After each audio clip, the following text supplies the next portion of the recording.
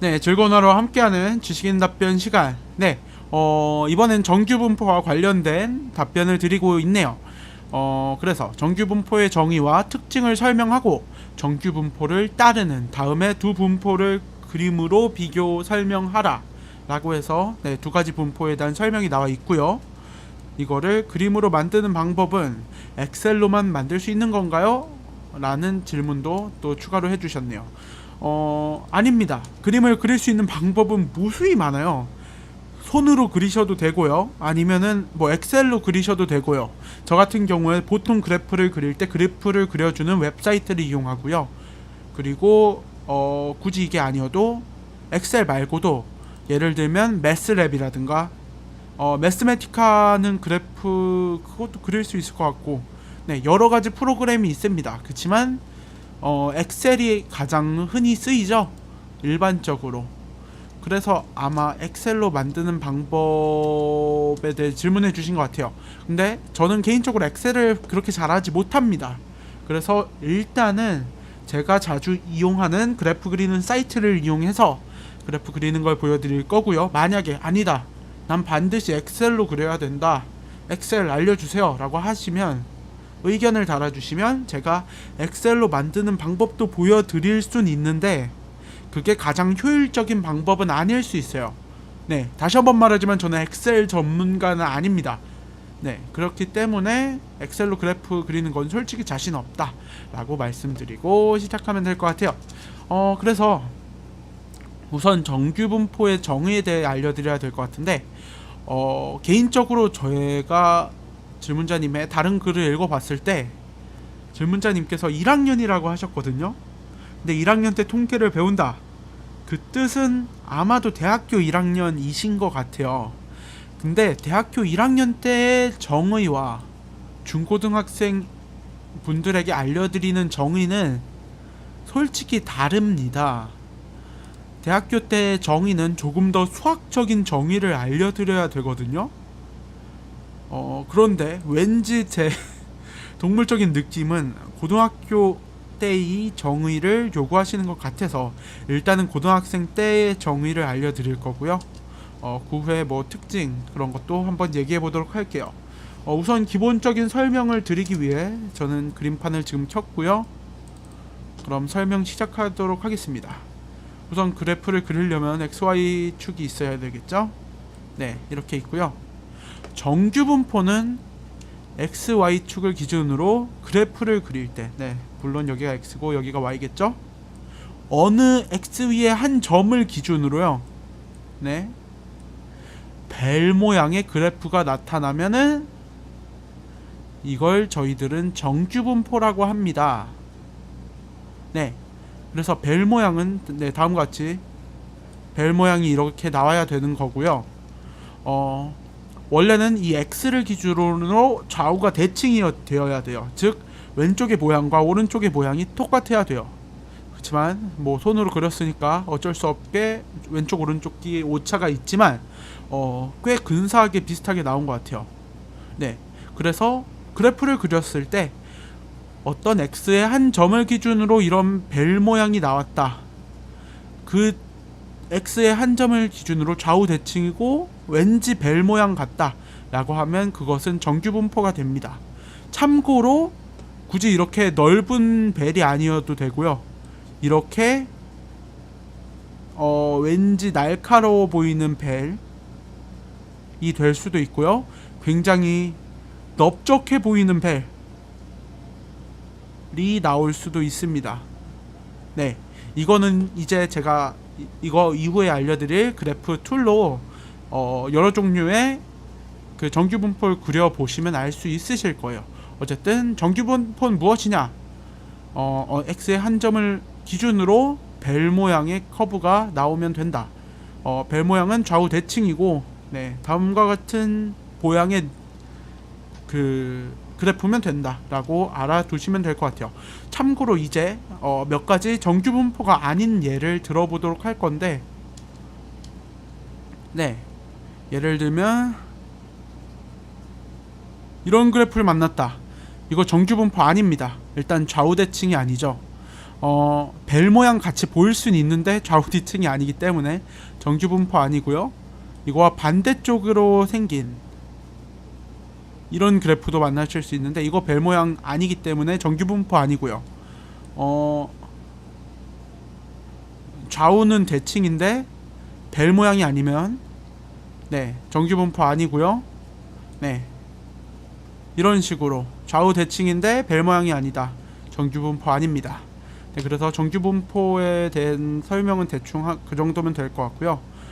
정규 분포의 재밌는 특징은 그 평균과 최빈값과 최빈값과 그 다음에 최고값이 다 중간으로 통일됩니다. 네, 그게 정규 분포의 재밌는 특징이고요. 그 점을 기준으로 좌우 대칭이 되는 것도 또 특징이라고 볼 수 있겠죠. 그래서 네, 최대값, 평균값, 이거 아닌가? MEAN이죠. 네, 평균값 그리고 최빈값. 제 기억이 맞으면 모드인데 확실하지 않습니다. 기억이 안 나요. 네, 최빈값이 중간에 똑같은 위치에 나타난다. 네, 이건 좀 재밌는 특징이에요. 네, 저는 그 정도 특징이 기억나고요. 그리고 정규 분포의 특징은 아닌데, 네, 세상의 모든 분포들의 평균의 분포, 네, 평균의 분포는 정규성을 띈다. 뭐 그런 특징도 있는데 아마 그거는 필요 없으실 것 같아요. 어쨌든 뭐 이런 특징을 갖고 있다. 그리고 굳이 말하면은 네, 평균을 기준으로 좌우 대칭이 된다 했죠.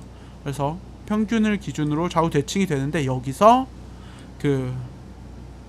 네, 이거 표준 오차 혹은 분산의 값에 의해서 이 좌우 대칭이 되는 위치는 이 평균에 의해 결정되지만 분산에 의해서 이게 얇아질지 혹은 이렇게 넓어질지 혹은 더 넓어질지가 결정이 됩니다.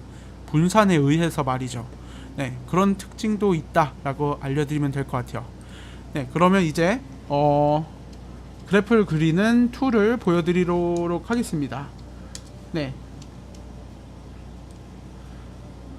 저는 보통 이 웹사이트를 통해서 그림을 그리는데요.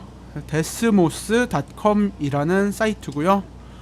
네, 인터넷에 www.desmos.com 이라고 치시면 다음 페이지가 나오고, 네, 스타트 그래핑을 눌러주시면 이렇게 그래프를 그릴 수 있는 공간으로 옵니다. 그래서 이제 제가 알려드릴 내용은 죄송하지만 그냥 받아들이셔야 돼요. 네, 정규 분포는 이미 수학 전문가들께서 어떤 방정식을 통해 나오는지 이미 구해 주셨어요. 그래서 저는 이제 그 그래프를 그 방정식을 그대로 쓰도록 하겠습니다. 그래서 y는 1 나누기 네, 여기서 이제 일단 a라고 할게요. 곱하기 루트 2파이. 네, pi라고 치면 파이로 바뀝니다. 에 0.5제곱, 네, 루트를 씌운 거죠. 곱하기 자연상수 2에 네, 이렇게 제곱을 써야 되는데 제곱은 Shift 6 하면 이렇게 제곱으로 됩니다. 네, 그래서 2a 제곱, 네, Shift 6으로 2a에서 올라온 거고요. 그 후에 x-b 제곱으로 해주시면 됩니다. 네, 그러면은 여기 슬라이더 추가라는 게 나와서 이렇게 슬라이더까지 추가할 수 있어요. 그래서 보시면 지금 네, x는 1 기준으로 벨 모양의 그림이 나타났죠. 누가 봐도 벨이고, 그렇기 때문에 얘는 정규 분포겠거니라는 느낌이 드실 거예요. 네, 그래서 이렇게 벨 커브가 나타났습니다.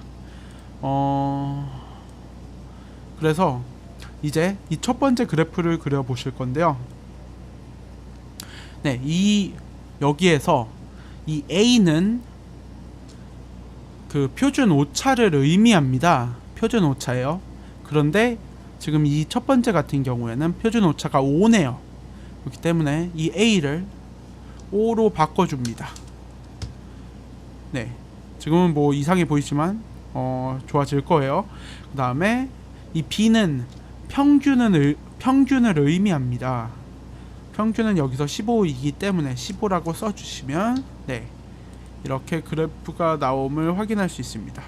잘 안 보여서 이렇게 뒤로 당겼고요. 다시 앞으로 가보면은 X는 15를 기준으로 네, 아름다운 벨 커브가 형성된다고 하려고 했는데 생각보다 그 값이 즉 그 분산이 혹은 표준 편차가 너무 커가지고 좀 눈에 확 보이진 않네요.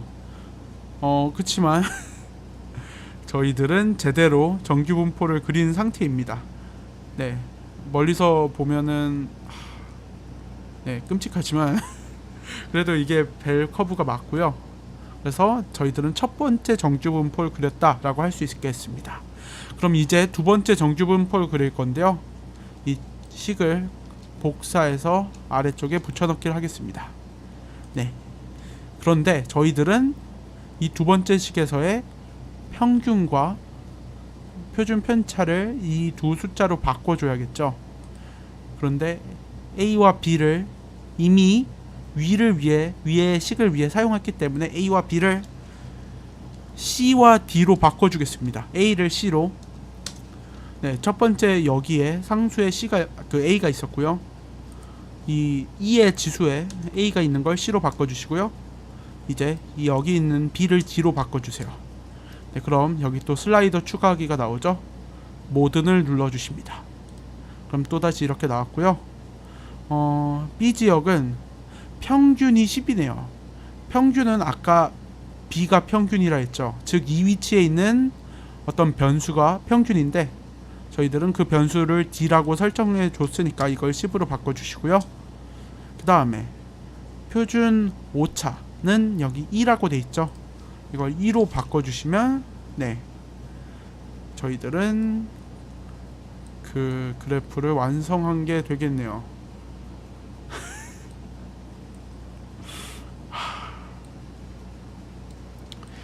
네, 그래서 보시면 네, 더 크게 보죠. 지금 미세하지만 이 주황색 보이시죠? 주황색, 즉 두 번째 그래프는 더 선명하게 10을 기준으로 이렇게 벨이 형성되고 감이 보이고요. 그리고 첫 번째 식은 15를 기준으로 정점을 찍고 그 다음에 이렇게 내려가는 형태의 벨 모양이 됨을 확인할 수 있네요. 그리고 또 저희들은 이 두 그래프를 통해서 무엇을 알 수 있느냐? 평균이 그 센터 값을 지정해 주는구나 라는 걸 확실히 봤고요. 표준 오차에 의해서 높이가 변화가 됐고요. 네, 표준 오차 때문에 의해서 Y의 높이가 변하게 되었죠.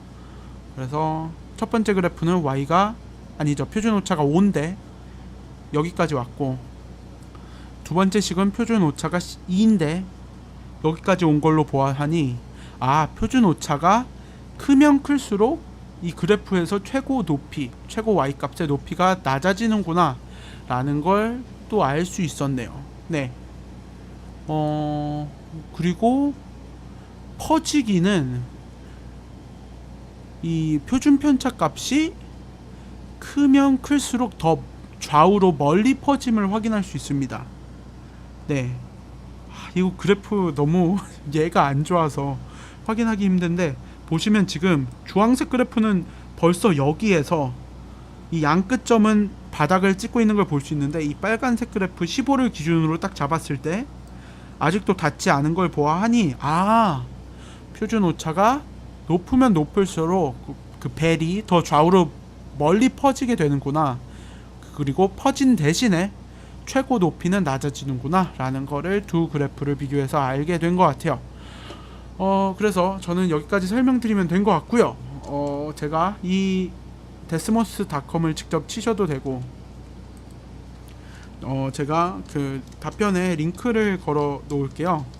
그래서 가셔서 그려보시면 될 것 같습니다. 네, 그럼 저는 이로써 설명을 마치면 될 것 같고요. 제 답변이 도움이 됐으면 좋겠네요. 네, 그럼 좋은 하루 되세요. 감사합니다.